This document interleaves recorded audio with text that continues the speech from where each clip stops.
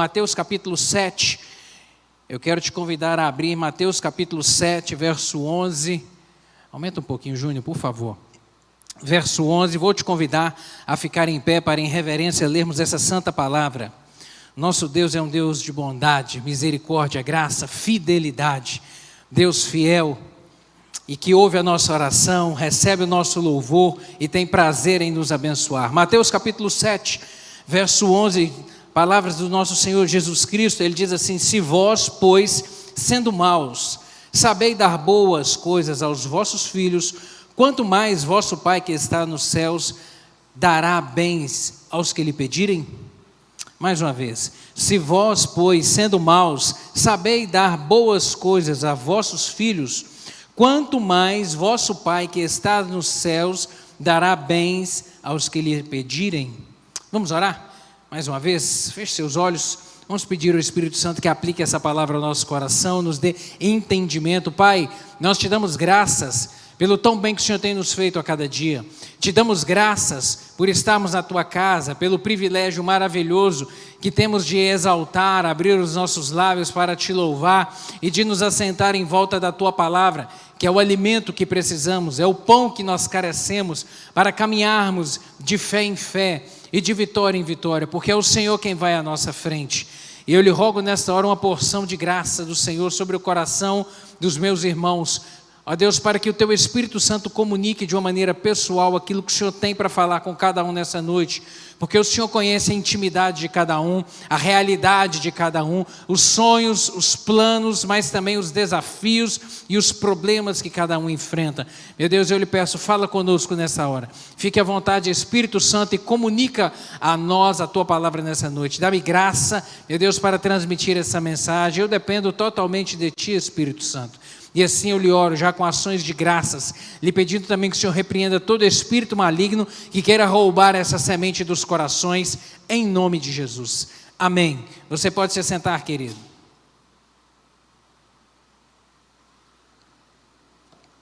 O Senhor Jesus Cristo vem nessa palavra, aqui em Mateus capítulo 7, ainda na parte final aqui do Sermão do Monte, falar a respeito justamente desse ponto de contato entre o céu e a terra, chamado oração. A oração é um dos maiores privilégios do cristão.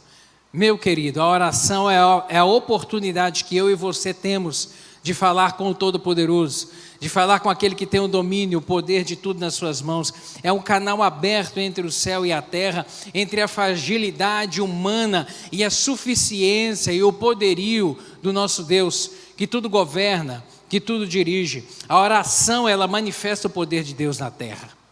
A oração, quando um justo clama, a palavra do Senhor diz que o Senhor ouve. Quando um justo clama, quando um justo dobra os seus joelhos, quando um justo prostra o seu coração diante do Senhor, a palavra do Senhor diz que Ele está atento à voz do nosso clamor. E Jesus Cristo, nessa palavra aqui, no versículo 11 do capítulo 7 de Mateus, vem falar justamente, mais uma vez, a respeito desse mesmo assunto, para dizer que Deus ouve a minha palavra e a sua palavra, que Deus está atento ao nosso clamor, e que Deus é um Deus bom, de misericórdia. E Ele faz, para podermos mensurar um pouco dessa grande bondade do Senhor, Ele faz uma analogia entre nós, que dentro da nossa limitação humana, mas ainda somos bons, ainda há bondade pela misericórdia do Senhor dentro do nosso coração, há amor, há afeto, e quanto nós desejamos de bem, o Senhor Jesus vem fazer essa analogia, nós ainda sendo maus, conseguimos praticar o bem, demonstrar amor, e aí Ele vem fazer essa referência agora do Altíssimo, quanto mais o Poderoso tem prazer em nos abençoar e trazer resposta àquilo que pedimos. E aquilo que pedimos é justamente a oração. O poder que nós temos através desse instrumento de clamar ao Senhor e ter resposta na terra. E haver mover na terra pelo poder do Senhor. A oração, ela manifesta o poder de Deus. A oração, ela nos santifica. Porque através da oração também nós nos aproximamos, nós correspondemos ao agir do Espírito Santo, à palavra que vamos nos alimentando dela, e através da oração vamos clamando, vamos dialogando com o Senhor, vamos nos prostrando e nos rendendo a Ele. A oração também, ela nos alinha à vontade de Deus. A partir do momento que dobramos o nosso coração, entendendo o propósito, o agir do Senhor nas nossas vidas, nós vamos dando mais espaço através da oração, fazendo declarações de dar liberdade ao Senhor para entrar na nossa casa, para entrar no nosso casamento, na nossa família, nos nossos relacionamentos, no nosso trabalho e promover as mudanças que só Ele pode promover. Através da oração também, nós vamos nos conformando à imagem de Cristo. Tomando a forma do Senhor. A partir do momento que vamos nos debruçando e clamando a Ele e fazendo uma oração sincera, declarando: Senhor, trabalha na minha vida, muda esse negócio dentro de mim, Senhor, eu te dou liberdade, Ele peço, fala comigo. Sabe, querido, mas contudo há um erro silencioso e perigoso e comum que algumas pessoas cometem ao orar, que é orar sem rendição.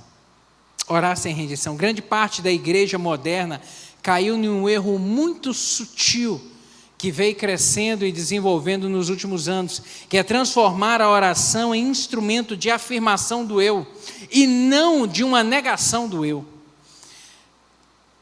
De repente, talvez influenciado pelas músicas que temos ouvido quando se ligam à rádio. Por vezes a grande maioria das músicas tem sido músicas que falam mais a respeito da minha vontade, das minhas necessidades, dos meus sonhos, daquilo que eu desejo, daquilo que eu planejo, do que um hino ou um louvor de adoração ao Senhor, à sua majestade, à sua grandiosidade. Talvez seja por causa disso. Jesus nunca ensinou os seus discípulos a orar fazendo menção àquilo que eles desejavam, mas ao inverso. Lá em Mateus capítulo 6, verso 10, ao ensinar seus discípulos a orar, como Jesus vem dizer: seja feita a tua vontade, seja feito o teu querer, seja feito o teu querer. Sabe, queridos, muitos falam com Deus, mas nem sempre se deixam transformar por Ele. Muitos oram, mas nem sempre abrem o coração para falar: Espírito Santo, fique à vontade dentro de mim. Trabalhe do jeito que o Senhor quer. Transforma a minha mente, o meu coração, de acordo com a vontade do Senhor, para mudar aquilo que o Senhor deseja. O maior erro, querido, de quem ora não é orar pouco. E eu quero que você grave, porque esse é o centro dessa mensagem. O maior erro de quem ora por vezes não é orar pouco. São dois: orar sem fé, ou orar querendo convencer a Deus, em vez de alinhar a sua vontade à vontade dEle. Esse é o grande erro que por vezes cometemos ao orar. Ou às vezes é orar sem fé, ou às vezes é orar querendo convencer Deus de algo que nós desejamos, para que o Senhor mude ou faça a nossa vontade, e não aquilo que o Senhor deseja. É querer que Deus se curve à sua vontade, em vez de nos curvarmos à vontade dEle, que é sempre boa, perfeita e agradável. Eu quero chamar a sua atenção de uma maneira específica nesse segundo ponto aqui, sobre desejar de alguma maneira convencer Deus a respeito da minha vontade e do meu querer. Eu quero falar algumas coisas sobre isso. A primeira delas é que a oração não é uma ferramenta de controle, ela é um lugar de rendição. A oração é um ponto de contato, é um lugar onde agora eu vou relacionar com Deus, não para poder utilizar como uma ferramenta para controle, no sentido de a minha vontade prevalecer. Não, a oração é um local onde eu devo me aproximar da vontade do Senhor e me render e me submeter à sua vontade. Tiago, capítulo 4, verso 3, ele vai dizer justamente isso. Pedis e não recebeis, porque pedis mal, para esbanjardes. Outras versões vão dizer para gastardes nos vossos próprios deleites ou no vosso próprio prazer. Tiago fala de uma maneira muito certa. Por que às vezes algumas orações não são respondidas? Porque elas não estão alinhadas com aquilo que Deus tem para as nossas vidas. Aqui Tiago revela um problema teológico e espiritual, que é a oração com a motivação errada. A oração com um propósito, com um fundamento, com uma base, com um pilar errado. E aí o Senhor não vai manifestar. O Senhor não vai responder essa oração porque pedis mal. Porque o pedido está sendo feito de uma maneira errada. Doutrinariamente aqui, a oração correta, a palavra do Senhor vai nos dizer que ela tem que ser uma oração teocêntrica e não antropocêntrica. A oração teocêntrica é aquela onde reconhecemos a majestade do Senhor, o poder do Senhor, onde o centro da nossa oração é o Senhor, é o Todo-Poderoso, é aquele que tudo governa, que tudo pode, que tudo faz, que tem o poder. A primeira e a última palavra é reconhecer a majestade, é adorá-lo pelo que Ele é e declarar o amor, a dependência do Senhor, o reconhecimento da sua majestade. Uma oração teocêntrica é aquela que coloca a pessoa de Cristo no centro e fala: Deus, eu dependo inteiramente do Senhor na minha vida. Os meus olhos estão firmados em Ti, o Senhor é a rocha, o Senhor é a razão. E não uma oração antropocêntrica, onde o homem agora vai estar no centro e tudo em torno da oração é em torno da pessoa, do querer, das vontades, dos sonhos, dos projetos. Queridos, nós temos que apresentar tudo ao Senhor. E nós desafiamos aqui às quartas-feiras você vir e trazer o seu propósito, o seu clamor e com fé apresentar diante do Senhor, porque eu creio num Deus de milagre. Você pode dizer amém? Você crê também num Deus de milagre? Eu creio num Deus de milagre. Eu tenho visto muitos milagres. Eu tenho visto o agir poderoso e sobrenatural do Senhor em diversas áreas na minha vida, na vida dos nossos irmãos, na vida de pessoas próximas. E por isso nós encorajamos, venha e clame, porque o nosso Deus tem poder. A mão de Deus alcança onde a sua não pode ir, onde a do médico não pode resolver, onde o medicamento não faz efeito. Eu creio no sobrenatural. Por isso nós clamamos ao Senhor. Por isso nós clamamos ao Senhor. Mas essa oração, ela sempre tem que ter, no sentido de apresentarmos o nosso clamor ao Senhor, mas sempre reconhecendo Ele como centro. E nunca nos colocando nessa posição de centralidade, porque a majestade é dEle e não nossa. A autoridade é dele e não nossa, jamais. Quando alguém ora, querido, apenas para realizar os seus sonhos pessoais, para satisfazer a sua vontade, para aliviar o seu desconforto, ou para evitar a cruz, porque em alguns momentos nós enfrentamos cruz na nossa vida. O próprio Senhor Jesus disse isso: aquele que quiser vir após mim, tome o quê? Um jarro de flor? Não, tome a sua cruz. Cruz é lugar de dor, cruz é lugar de sofrimento, cruz é lugar de renúncia, cruz é dificuldade. E por vezes nós enfrentamos momentos difíceis na caminhada da fé, na caminhada da vida. De repente você esteja aqui hoje sentado ou ouvindo essa mensagem, em um momento de cruz, carregando uma cruz sobre os seus ombros. Por vezes é assim. E algumas orações são feitas no sentido de buscar a realização pessoal, satisfação de desejos próprios. Sabe, querido, essa oração ela nasce da carne, ela não nasce do Espírito. Não que eu estou dizendo que não devemos apresentar o nosso clamor ao Senhor, entenda isso. Nós devemos apresentar sempre o nosso clamor diante do Senhor. Mas o centro da nossa oração tem que ser a majestade do nosso Deus, e não o nosso querer, e não somente a nossa vontade, e não somente o eu ou para mim. Não, a oração é uma via de mão dupla, onde eu apresento também o meu clamor, mas onde em primeiro lugar eu exalto, eu agradeço, eu reconheço o bem que o Senhor tem feito, eu consigo perceber na minha vida o toque da mão do Senhor, o cuidado, o agir, a soberania, os livramentos, a misericórdia dele estendida sobre a minha casa, e onde também eu devoto toda a autoridade, todo o poder a Ele. A oração é assim, é adoração, é entrega, é reconhecimento, é renúncia. Muitos oram dizendo: Senhor, realiza o meu sonho, confirma a minha vontade, ou muda determinada pessoa, ou muda determinada situação, mas não conseguem orar e dizer: Senhor, trabalha na minha vida, Senhor, muda esse negócio dentro de mim. Eu te dou liberdade para isso, Senhor. Sabe, querida, a oração não é para mudar Deus, é para mudar quem ora. A oração é para mudar quem ora. O verdadeiro propósito da oração é alinhar a nossa vontade à soberania de Deus, reconhecendo que Ele tem o domínio, o poder e a autoridade. O apóstolo Paulo, nós vemos ele com uma maturidade espiritual muito grande, enfrentar esse dilema na sua vida. Ele registrou isso lá em 2 Coríntios capítulo 12, versos 7 a 9, onde a palavra do Senhor vai dizer que ele tinha um espinho na carne. E ele clamou a Deus pelo livramento, pela cura. Nós não sabemos o que é esse espinho, talvez fosse uma enfermidade, alguns teólogos acreditam, mas a Bíblia não deixa claro se era uma enfermidade, se era uma cura, mas era uma cruz, era um problema. O texto vai dizer, e para que não me exaltasse pela excelência das revelações, 2 Coríntios 12, 7 a 9, foi-me dado um espinho na carne, a saber, um mensageiro de Satanás, para me esbofetear, a fim de não me exaltar, acerca do qual 3 vezes orei ao Senhor, que se desviasse de mim, e disse-me, a minha graça te basta, porque o meu poder se aperfeiçoa na tua fraqueza.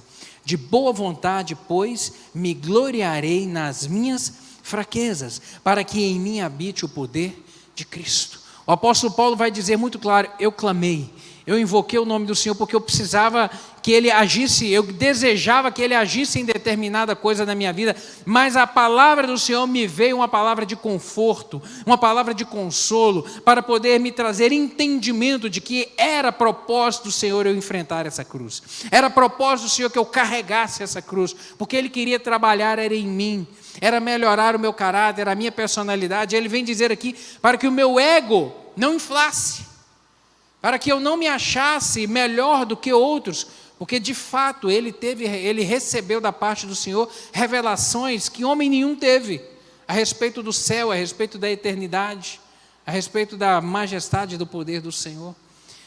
E ele vem dizer, olha, eu entendi que essa cruz o Senhor atribuiu a mim para carregá-la, e eu decidi aceitar com bom grado, ele vem dizer, com bom grado. Sabe, querida, a oração que Deus responde não é a que nasce na ansiedade do ego, naquele desejo de uma mudança repentina, de uma mudança rápida para que a minha vontade seja feita, mas da submissão de um coração regenerado. Você pode dizer amém? A submissão de um coração regenerado, de alguém que provou, que experimentou o amor de Deus na sua vida e é capaz de dizer, Pai, eu caminho com o Senhor, eu pago qualquer preço para caminhar com o Senhor. Deus, o que me importa mais é a presença do Senhor, não é aquilo que o Senhor possa me dar, ou fazer, ou operar, a presença do Senhor me basta, o Senhor é suficiente. O Senhor é suficiente para me nutrir, o Senhor é suficiente para me fortalecer, o Senhor é suficiente para me dar a força necessária para eu enfrentar esse calvário, para eu carregar essa cruz, para eu passar por esse momento, crendo na vitória. Porque o Senhor é o Deus do ontem, do hoje e do amanhã. E o Senhor tem poder para mudar a minha sorte. A mim compete clamar, orar, invocar o nome do Senhor, mas a soberania pertence ao Senhor. E eu declaro, Pai, que se o Senhor fizer, eu vou glorificar, o Senhor é Deus. Mas se o Senhor também não fizer, eu fico com o Senhor. O Senhor é precioso demais. Eu não abro mão da tua presença, é entender, e é isso que o apóstolo vai dizer aqui. Uma outra coisa a respeito desse assunto, é que em Jesus nós vemos um exemplo maravilhoso sobre a soberania do Senhor. A gente vê que orar é submeter a nossa vontade à vontade de Deus.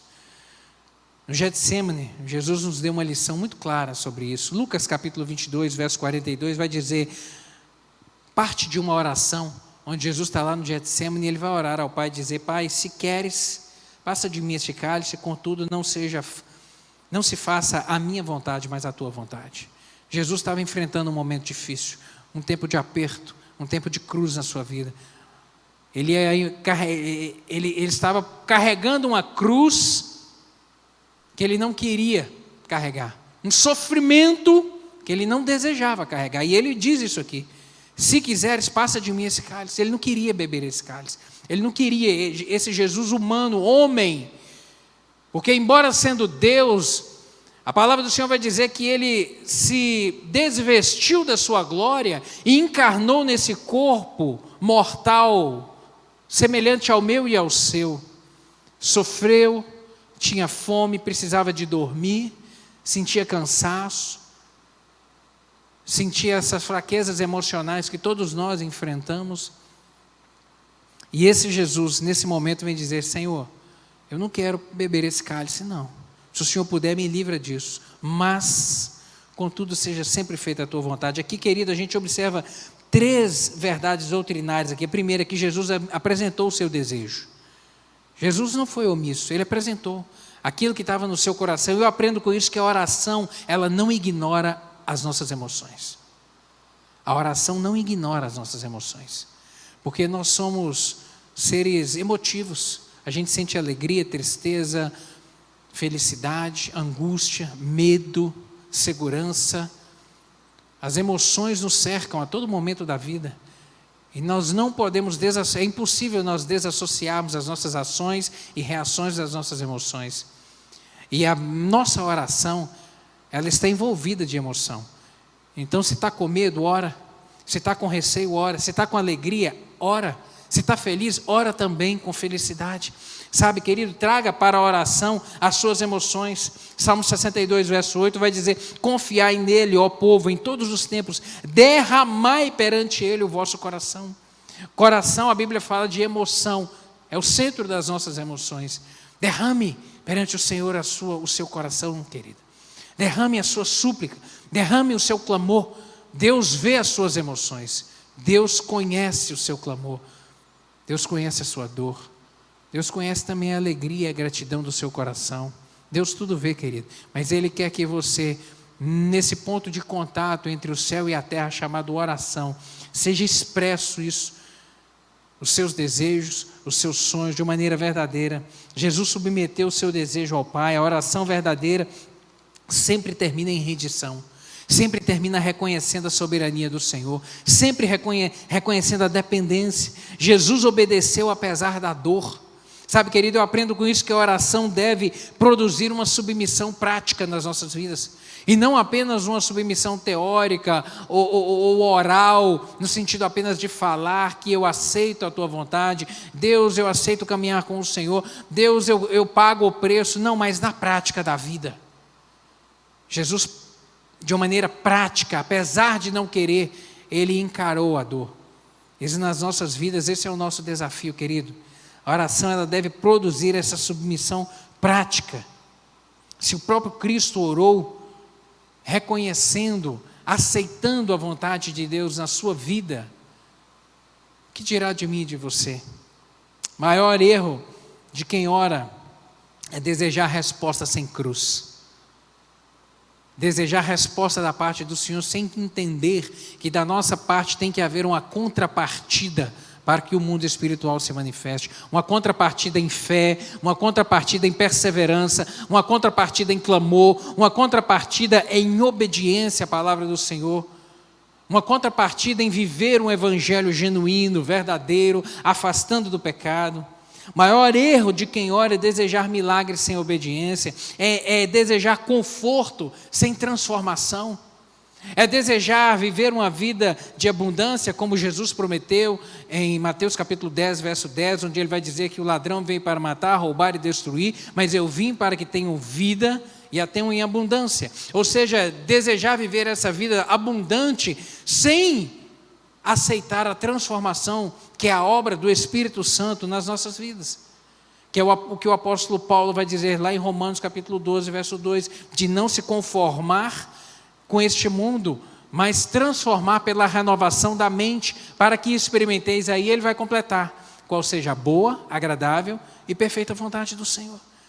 É impossível conforto sem transformação. O maior erro de quem ora é desejar a bênção sem santificação, sem desejar viver um compromisso verdadeiro com o Senhor, porque a santificação é isso, é todos os dias, porque é todos os dias decidir todos os dias decidir caminhar com o Senhor e dizer não ao pecado.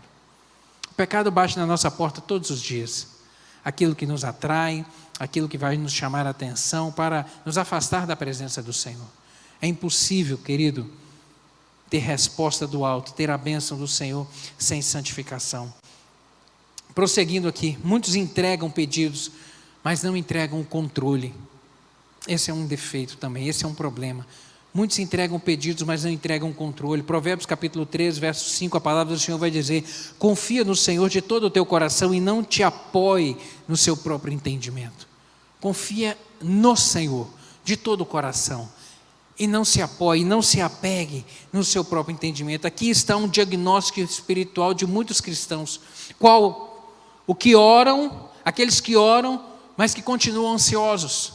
Aqueles que oram, mas que não entregam ao Senhor de fato a sua dor. Aqueles que oram, mas trazem a sua cruz e o seu peso diante do altar, apresentam ela ao Senhor, mas colocam nas costas de novo e levam para casa. E continuam agora a viver uma vida de ansiedade constante. Não conseguem entregar nas mãos do Senhor e dizer: Pai, está entregue, está no altar do Senhor. E eu creio que o Senhor é Deus de milagre. Eu não vou duvidar do agir do Senhor, porque isso é fé. É acreditar sem duvidar. Isso é a fé. Ou muitos que oram, mas que desejam continuar no controle. Oram, clamam pela intervenção do Senhor, mas querem que as coisas se resolvam da sua maneira, do seu jeito. Querem estar no controle de tudo. Oram, mas não obedecem quando Deus responde diferente daquilo que é esperado. Clamam, invocam o nome do Senhor, mas quando Deus abre uma porta diferente daquilo que está planejado, não, isso não vem de Deus para a minha vida, eu não aceito o caminho, eu não quero seguir por aqui não, Senhor.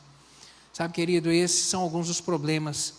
A oração verdadeira exige uma postura de dependência, de rendição e de obediência ao Senhor. De dependência no sentido de dizer: Deus, sem ti eu não posso fazer nada. Deus, assim como Moisés, Deus, se a presença do Senhor não for comigo, daqui eu não vou dar um passo. Eu preciso do Senhor na minha vida. Deus, o meu braço é o Senhor, as minhas pernas são o Senhor, eu quero caminhar na direção do Senhor. Meu Deus, eu não quero me afastar jamais. Uma rendição completa à vontade do Senhor. Deus, eu vou enfrentar as dificuldades, eu vou clamar, crer no milagre, mas quando o Senhor não abrir a porta, meu Deus, eu sei que o Senhor vai dar uma graça necessária para eu enfrentar, porque o Senhor não abandona. Uma obediência, no sentido de dizer: eis-me aqui, Senhor. Assim como o profeta Isaías diz: Senhor, eis-me aqui, eu estou pronto, eu estou pronto. Sabe, querido, sem esses 3 pilares, a oração ela vira apenas um monólogo espiritual, e por vezes se perde a bênção. Deus deixa claro que Ele não responde qualquer oração. A palavra do Senhor nos mostra isso. Isaías 59, versos 1 e 2, a palavra do Senhor vai dizer que eis que a mão do Senhor não está encolhida para que não possa salvar, e nem o seu ouvido agravado para que não possa ouvir. Mas as vossas iniquidades, ele vai dizer no verso 2, mas as vossas iniquidades fazem separação entre vós e o vosso Deus, e impede que Ele vos ouça. Ouça. A palavra do Senhor nos vai dizer que quando o justo clama, o Senhor o ouve e o livra de todas as suas angústias. Salmo 34 vai dizer isso. Quando o justo clama, o Senhor o ouve e o livra de todas. E agora o profeta Isaías vai dizer: mas o pecado, as nossas transgressões impedem que o Senhor nos ouça. Por isso que por vezes, quantos têm orado e clamado, mas que Deus não tem ouvido a oração. Porque Ele não vai responder a oração quando há iniquidade. Salmo 66, verso 18. Se eu atender a iniquidade no coração, o Senhor não me ouvirá. O salmista tinha essa consciência. Se eu atentar à iniquidade do meu coração. Sabe, querido, doutrinariamente aqui a gente aprende que Deus rejeita a oração sem arrependimento. Deus rejeita a oração de uma vida que não está tratada. Uma vida não tratada. Deus rejeita a oração desconectada de santidade. Uma vida não tratada, me dá um exemplo disso, pastor. Mateus, Evangelho de Mateus, Jesus Cristo vai dizer isso, a respeito, por exemplo, do marido e da esposa. Que quando ele deve tratar a sua esposa com dignidade e com honra, para que as orações não sejam o quê? Impedidas. Não sejam impedidas. Tem coisas às vezes na nossa vida que precisa de ser tratado, querido. Isso é coisa de você com Deus. É só você com Deus que sabe aonde precisa de ser tratado. E hoje é a noite de ser tratado, amém? Hoje é a noite de você permitir que o Espírito Santo trate na sua vida o que precisa de ser tratado, para que a bênção dele flua na sua vida e na sua casa. A oração verdadeira, ela produz transformação interior. A oração verdadeira, ela produz marcas, frutos visíveis. Ela produz fruto de humildade, ela produz fruto de arrependimento, de santificação, de obediência prática, de dependência a Deus. Ela produz marcas que evidenciam o caráter de Cristo nas nossas vidas. Por isso que é a rendição. Quanto mais nos rendemos ao Senhor, mais nos esvaziamos do nosso ego, do nosso eu, e vamos deixando o Espírito Santo trabalhar, nos limpar, nos regenerar, nos agir e agir em nossas vidas. E são essas marcas. Se alguém afirma que ora, mas continua endurecido, resistente à palavra do Senhor, confortável no pecado, autossuficiente demais, acreditando que ele se basta, ou sem fruto do Espírito na sua vida, meu querido, essa oração, ela por vezes não vai passar de uma liturgia, mas quando há entrega, aí sim, quando há coração quebrantado, aí sim, quando há um compromisso sincero, aí sim, aí essa oração move o céu, aí essa oração toca no sobrenatural, e o agir de Deus começa a operar nas nossas vidas. Glória a Deus por isso. Deus responde a corações rendidos. Você pode repetir isso comigo? Deus responde a corações rendidos. Que o Senhor ache a mim e a você assim nessa noite, em nome de Jesus. A oração que Deus honra nasce no altar de um coração quebrantado. Eu quero encerrar por aqui. A oração que Deus honra, ela nasce no altar de um coração quebrantado. Davi, ele se rendia diante do Senhor. Salmo 51, verso 17, vai dizer que sacrifícios agradáveis a Deus são espírito quebrantado e o coração compungido e contrito, o Senhor não despreza. Um coração quebrantado, Deus não despreza, querido. E nós vemos isso, um exemplo muito claro disso, Jesus falando no capítulo 18 de Lucas, onde ele ensina aquela parábola do fariseu e do publicano. O publicano era uma raça de gente que era desprezado pelos judeus, porque os publicanos, eles trabalhavam na colheita de impostos, e por vezes muitos deles eram avarentos, por vezes muitos deles eram desonestos, cobravam mais do que deviam, e só de ser um publicano, mesmo que ainda fosse correto, ele era malquisto pelos seus irmãos judeus, porque ele era considerado um traidor da pátria, porque ele estava trabalhando a serviço do Império Romano, que oprimia, que controlava os judeus. Então eles não eram quistos. E por outro lado, os fariseus eram os homens da lei, eram aqueles que se entendiam, que se portavam como a autoridade divina na terra, que tinham conhecimento a respeito de Deus. E em Lucas capítulo 18, Jesus vai falar a respeito dessas duas pessoas que chegaram no templo para poder orar. O fariseu, a palavra do Senhor diz que ele vai falar com palavras eloquentes, falar: Deus, eu te agradeço porque eu não sou igual esse daí, esse publicano aí. Eu entrego dízimo, eu faço as minhas orações, os meus jejuns. E de outro lado, Jesus vai falar a respeito daquele publicano, que ele estava de pé, batia no peito e falava: tem misericórdia de mim, Deus. E ele nem tinha coragem de levantar a cabeça para olhar, ele só dizia: tem misericórdia de mim. E aí Jesus Cristo vai dizer que o fariseu, com toda a sua eloquência, ele foi rejeitado, aquela oração foi rejeitada, mas que o publicano que orou com o coração quebrantado, ele desceu de lá justificado. Ele desceu justificado. Sabe, querido, o problema não está na oração, o problema está no coração de quem ora. Guarde isso. O problema não está na oração, o problema está por vezes no coração de quem ora. Como é que está o seu coração nessa noite? Como é que está o seu coração? Deus não responde uma performance espiritual, O Senhor não se importa com sua eloquência no orar. Não, o Senhor se importa com a sinceridade do seu coração. Deus responde a um coração rendido. Eu quero te convidar a ficar em pé, para nós orarmos nessa hora. O maior erro de quem ora não é a falta de palavras, é a falta de entrega. É a falta de entrega. E Deus não está à procura nessa noite aqui de uma oração bonita, de palavras bonitas. Ele está à procura aqui de gente como Isaías, profeta, que eu disse, que eu fiz referência aqui, onde ele vai dizer: Senhor, eis-me aqui, Senhor, envia-me a mim. Deus, faz na minha vida o que o Senhor quiser, haja na minha vida do jeito que o Senhor quiser. Sabe, querido, o maior erro não são falta de palavras, de eloquência, mas é a falta de temor por vezes, falta de arrependimento, falta de submissão, ou a falta de um alinhamento à presença do Senhor. A palavra do Senhor vai dizer isso: buscar em primeiro lugar o reino de Deus, a sua justiça.